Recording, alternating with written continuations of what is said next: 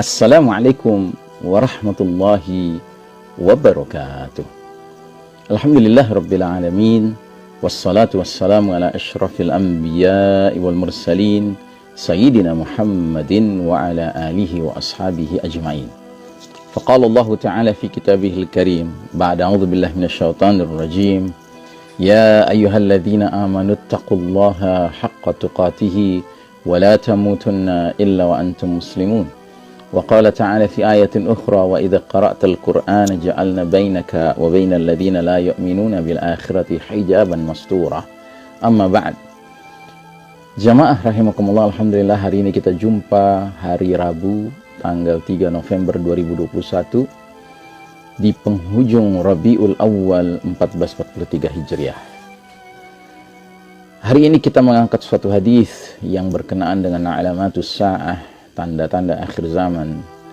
An Anasin radhiyallahu anhu, an Anasin ibn Malik radhiyallahu anhu qala Rasulullah sallallahu alaihi wasallam la taqumu as-sa'atu hatta yatabaha an-nasu fil masajid. Dari sahabat Anas bin Malik radhiyallahu anhu, ia berkata bahwa Rasulullah sallallahu alaihi wasallam bersabda, kiamat tidak akan datang hingga manusia berbangga-bangga dengan masjid. Saudaraku, hadis di atas menggambarkan salah satu tanda akhir zaman, yaitu saat manusia berbangga dengan masjid.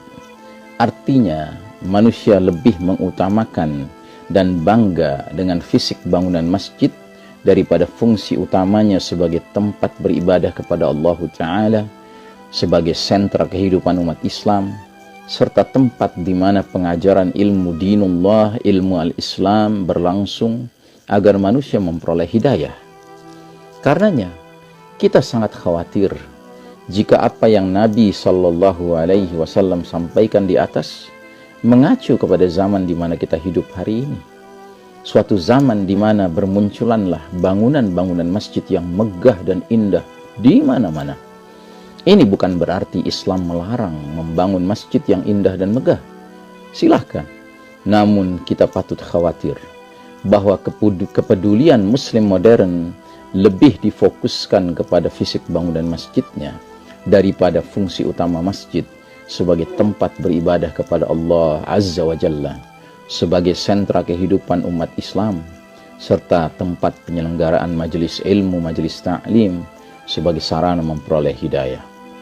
Saudaraku rahimakumullah, kita mendengar kasus-kasus misalnya bagaimana selama terutama masa pandemi ini, masjid ada yang ditutup. Kalaupun dibuka, pengelolaan salat berjamaahnya tidak mengikuti Nabi Muhammad, sunnah Nabi Muhammad SAW. Dan yang lebih memprihatinkan lagi, salat sudahlah diadakan, tapi tidak sesuai dengan sunnah Nabi, tata caranya. Kemudian tidak kunjung berlangsung apa yang diistilahkan di zaman sekarang ta'lim offline, ya, ta'lim darat, ta'lim wajhan bi wajhin, face to face di dalam majelis, di dalam masjid. Padahal justru ini salah satu fungsi dari masjid yang amat sentral, yang sangat penting, yaitu tempat berlangsungnya penyampaian ilmu ad-din, ilmu anil haq, ilmu tentang agama Allah Ta'ala, yang dari situlah manusia mendapat hidayah. Masya Allah Ta'ala. Bahkan ada juga masjid yang tidak berperan sebagai sentra kehidupan umat Islam. Seharusnya masjid itu menjadi solusi bagi siapapun yang tinggal di sekitar masjid. Namun kita dengar kasus-kasus memprihatinkan, kasus miris misalnya.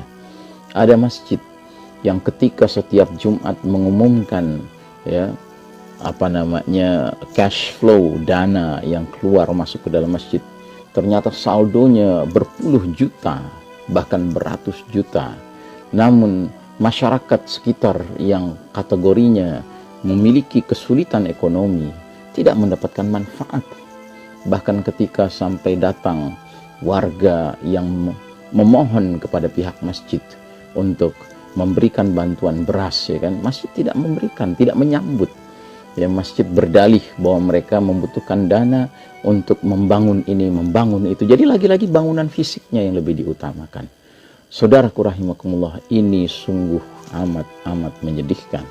Ya, padahal alhamdulillah ada juga masjid yang memang berperan sebagai sentra kehidupan umat, dan ini sangat jarang sekali tapi istimewa ya, dan kita sangat appreciate ya para pengurus masjid itu, DKM masjid itu. Contohlah misalnya Masjid Joko Karyan. Masjid ini senantiasa mengumumkan saldonya nol. Karena apa? Karena masjid ini benar-benar menggunakan ya, mendaya gunakan dana-dana yang diterima dari umat untuk kembali kepada umat ya. Sampai kita dengar di masjid itu misalnya orang kehilangan sepeda motornya digantikan oleh pihak masjid. Masya Allah ta'ala, ini luar biasa ya.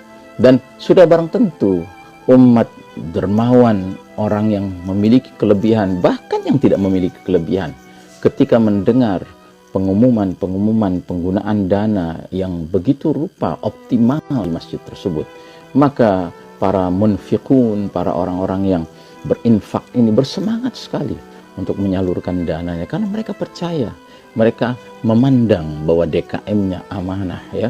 Inilah yang kita harapkan bermunculan di mana-mana masjid-masjid kita, sebagai tempat beribadah kepada Allah Ta'ala, sebagai sentra kehidupan umat Islam, dan sebagai tempat penyelenggaraan majelis ilmu, majelis ta'lim, dalam rangka menghadirkan hidayah Allah ke dalam majelis-majelis tersebut.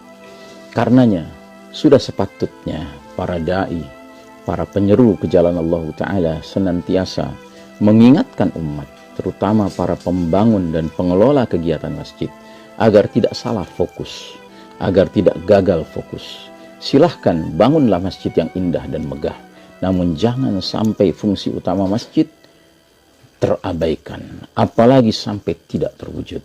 Karenanya ada sebuah athar sahabat yang patut kita renungkan dan kita perlu khawatirkan.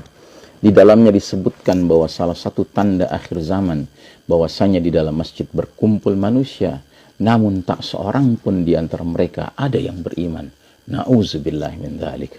An Abdullah ibn Amr radhiyallahu anhuma qala ya'ti 'ala an-nasi zamanun yajtami'una fil masajidi wa laysa fihim mu'minun.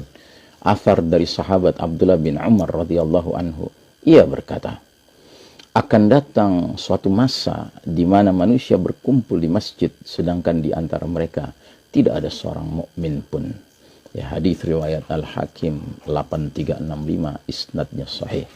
Saudaraku rahimakumullah, marilah kita jadikan tempat-tempat beribadah kita, masjid-masjid kita sebagai sentra kehidupan umat, sebagai tempat penyelenggaraan majalisul ilm, majalisul ta'alim, yang di dalamnya manusia ketika hadir benar-benar menerima hidayah, curahan petunjuk dari Allah Subhanahu wa taala. Wa sallallahu ala nabiyyina Muhammadin wa ala alihi wa ashabihi ajma'in. Wassalamualaikum warahmatullahi wabarakatuh.